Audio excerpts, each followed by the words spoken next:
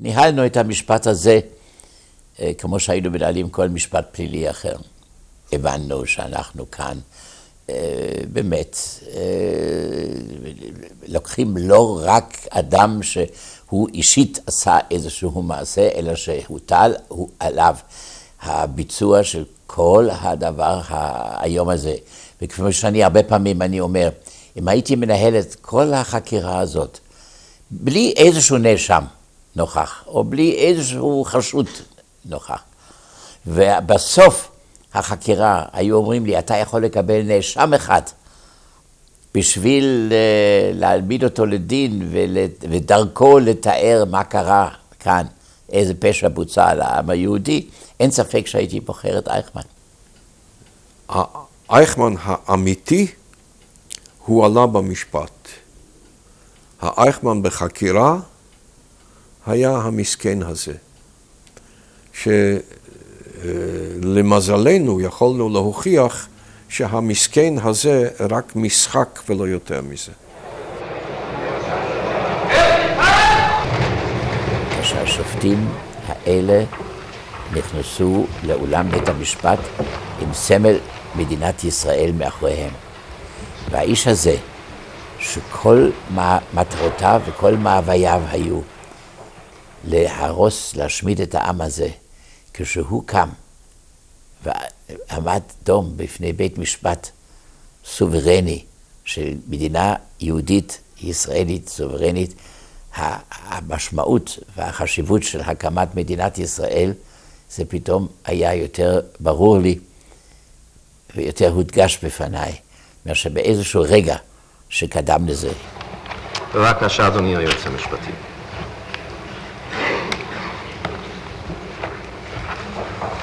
במקום זה, בו אני עומד לפניכם, שופטי ישראל, ללמד קטגוריה על אדולף אייכמן, אין אני עומד יחידי. זה היה ניסוח שלו.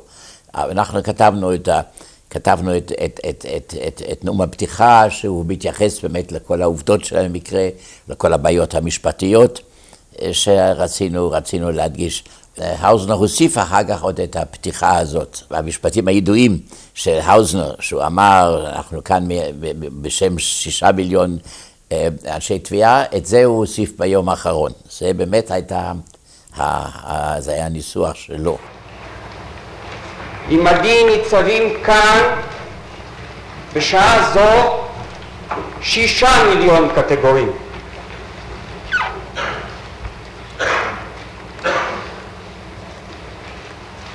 אך הם לא יוכלו לקום על רגליהם, לשלוח אצבע מרשיעה כלפי תא הזכוכית ולזעוק כלפי היושב שם, אני מאשים. הייתה דעה שאני צידדתי בה, שיש להרחיב את המשפט, לא רק משפט רצח נגד אדולף אייכמן, אלא להקיף גם כן במשפט עצמו את הראייה הרחבה יותר, להביא גם כן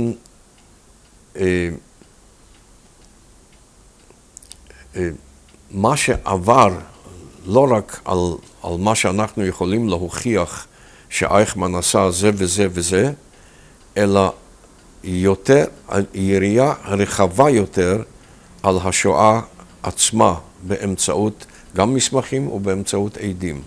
אנחנו כמובן רצינו במשפט הזה גם להראות, באמת, גם לעם היהודי וגם לעולם מה קרה כאן. אבל ידענו גם, וגם אחר כך ראינו, זה מוחש לנו, שבית המשפט היה מאוד מאוד קפדני איתנו. בית המשפט לא היה מרשה שום ראיה שהיא לא ממש תהיה קשורה לאייכמן. ובית המשפט הפסיק אותנו מיד אם חשבו שיש אולי איזושהי ראיה שהיא לא רלוונטית לגבי האישומים של אייכמן. בין אלה שהיו עדים הייתה קבוצה של אנטק מלוחמי הגטאות של מנהיגים שנשארו בחיים, כמו אבא קלדנר. והם היו עדים במשפט. עליהם ידעו, מכיוון שהם פעלו כציונים, התבססו בקיבוצים וכתבו והרצו בעברית ומצאו דרך איך להביא את המעשים שלהם ופעילות שלהם לידע והרגשה של היישוב בארץ. מה שקרה במשפט אייכמן, שהובילו אנשים פשוטים וסיפרו על המשפחות שלהם וסיפרו מה הם איבדו ואיך הם נאבקו. מה שמך המלא? שמי ישראל גוטמן. גוטמן? ישראל גוטמן, כן. אחר כך לא הוצאו עוד אנשים להורג או איך זה היה? למשל באותו מצעד המוות שבו אני הלכתי, קראתי לו ככה מצעד המוות. אלה היו שרידים מאושוויץ שהם החליטו לפנות אותם. אנחנו טבענו שנתקומם מכיוון שחשבנו שליהודים אין שום סיכוי, אבל המחתרת אמרה לנו שעלינו ללכת עם הפינוי, כיוון שיש להם ידיעות שזהו פינוי ממש ולא הוצאה להורג. ובדרך מי שנקע רגלו, מי שנחלש לרגע, מי שמוכרח היה להתיישב לדקות מספר, נורא. רציתי לומר שאותה קבוצת יהודים שלנו הייתה הולכת שלובת זרוע ועזרה במידת יכולת לאלה שנחלשו, והיינו סוחפים אותם והגענו כולנו למאוטהאוזן, ומחוץ לאחד שהם הרגו אותו ברגע שניסה להציל חבר נשארנו בחיים. רוב העדים היו על מה שקרה בפולין. בפולין, בארצות הבלטיות, הרציחות של האיינזאצגרופן באוקראינה, בבלרוסיה, באותם השטחים שנכבשו על ידי הנאצים. זה היה רוב העדים היו מהשטחים האלה. הייתי צריך להיפגש עם העדים הפוטנציאליים כדי לשמוע מהם את הסיפור, מה עבר עליהם, ולהמליץ בפני גדעון האוזנר את מי לדעתי אפשר להזמין שיוכל לעמוד ממש מבחינה נפשית ופיזית מול הרוצח פנים אל פנים, לעמוד על דוכן העדים ושיהיה לו הכוח לספר מה שעבר עליו. אני לא הייתי במשפט צד אישי במשפט, לא הייתי צריך להעיד, לא הייתי עד. הדבר היחידי, הדבר האישי שלי יצא באופן מקרי לחלוטין. דוקטור בוז'מינסקי היה יהודי שהיה תושב גטו בשמש, איפה שאני הייתי באותו הגטו. שהוא הזמין להעיד, אני לא ידעתי על כך, כי בדיוק יום לפני כן חזרתי מנסיעה בתפקיד מגרמניה.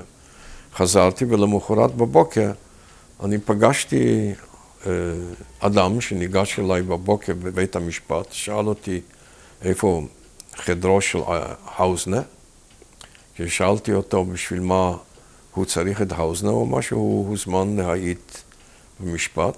שאלתי אותו על מה, אז הוא אומר לי על גטו בשמש.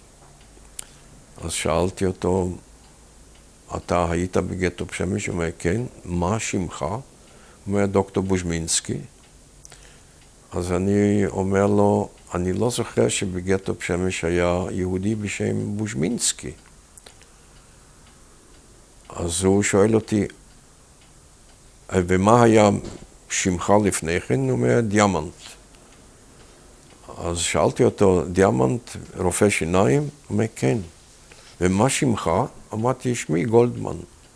אז הוא אמר לי, אני זוכר נער בשם גולדמן, שהיה בגטו, ואני זוכר שהוא קיבל 80 מלקות משוונברגר, וסיפרו אחר כך שהוא מת מזה. אמרתי, הוא לא מת, הוא מת מולך. וכשהוא שמע את זה, ואמרתי לו לפני כן איפה חדרו של האוזנר, הוא פנה ונכנס לחדרו של האוזנר. Jeszcze wróciłem najpierw do getta. אני עוד חזרתי קודם לגטו, I w getcie widziałem, jak ten dany pan Schwamberger, ובגטו ראיתי איך ההוא השוונברגר, który wtedy strzelał, mordował, zbił chłopca jednego młodego, אשר ירה któremu ורצח, dał 80 uderzeń pejczem. Trzymali go tak na krześle i dał mu 80 uderzeń. נתן בפייץ' 80 מכות לילד אחד. אתה רואה פה בבית המשפט את אותו הנער שקיבל 80 מכות? כשפעם ויג'י tutaj tego chłopca, Tak. który dostał to To 80 jest ten uderzeń, oficer, זה który הקצין wyciekł. גולדמן על ידי. Ten oficer. זהו הקצין שיושב על יד מר האוזנר. כשהוא התחיל לספר על ה-80 המלקות, אני ישבתי על יד האוזנר כמאובן. אני לא תיארתי על עצמי שהוא בכלל סיפר להאוזנר על אותה הפגישה שלנו של הבוקר. לאחר מכן, כשהייתה ההפסקה,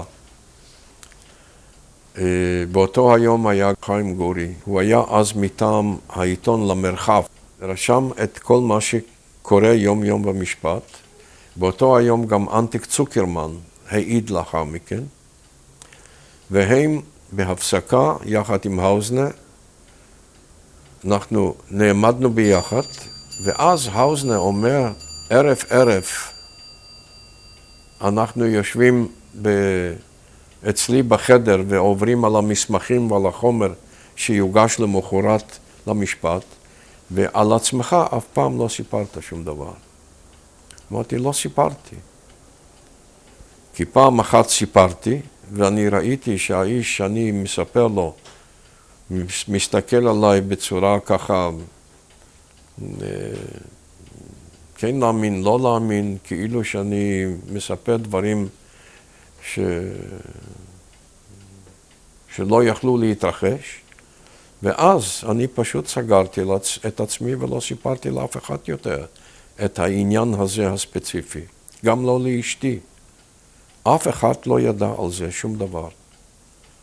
ולכן כשזה יצא עכשיו במשפט, זה יצא באופן מקרי לחלוטין.